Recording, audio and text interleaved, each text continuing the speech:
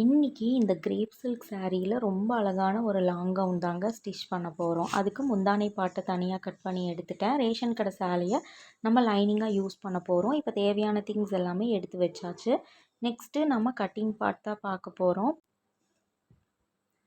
அதுக்கு நான் முந்தானை பாட்டில் இருக்கிற பகுதியை நான் ரெண்டாக கட் பண்ணி எடுத்துக்கிறேன். ஒன்று ஹேண்டுக்கு, இன்னொன்று பாடி பார்ட்டுக்கு. அடுத்தது கழுத்து, ஷோல்டர், ஆம் ஹோல் இது எல்லாமே கட் பண்ணி எடுத்துக்கணும். கழுத்துக்கு நான் ரவுண்ட் நெக் தான் வச்சுருக்கேன். அடுத்தது ஆம் ஹோல் பார்ட்டு இதையும் கட் பண்ணி எடுத்துக்கலாம். கட் பண்ணதுக்கப்புறம் இப்போ நாம் மெயின் பீஸில் வச்சு பார்த்ததுக்கப்புறமேட்டு சைடில் கொஞ்சம் ஜாயின் போடுற மாதிரி இருந்துச்சு. அது தைக்கும்போது நம்ம ஜாயின் போட்டு எடுத்துக்கலாம். நெக்ஸ்ட்டு ஹேண்ட் கட் பண்ணணும். அதுக்கு அன்ஈவனாக இருக்கிற பார்ட்டை கட் பண்ணிவிட்டு ஈவனாக வச்சுட்டு இப்போ ஹேண்டையும் நீட்டாக வளைச்சி கட் பண்ண போகிறோம். துணி ரொம்ப சுருக்கமாக இருக்கிறதுனால கொஞ்சம் அட்ஜஸ்ட் பண்ணி தாங்க ஸ்டிச் பண்ணுற மாதிரி இருந்துச்சு. இப்போ ஹேண்டுக்கும் ஜாயின் போடுற மாதிரி இருக்குது.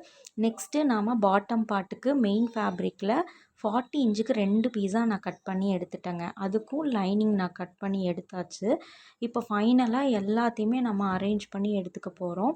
அதுக்கு பார்த்திங்கன்னா மெயின் ஃபேப்ரிக்கில் இருக்கிற பாட்டம் பார்ட்டு, அடுத்தது லைனிங் பீஸு இதையும் வச்சுட்டு, அடுத்தது பாடி பார்ட்டு, அதுக்கப்புறம் ஹேண்டு இதெல்லாமே வச்சு நம்ம ஸ்டிச் பண்ண போகிறோம். இதோட பார்ட் 2 வீடியோ நெக்ஸ்ட் வீடியோவில் வரும். பாய்.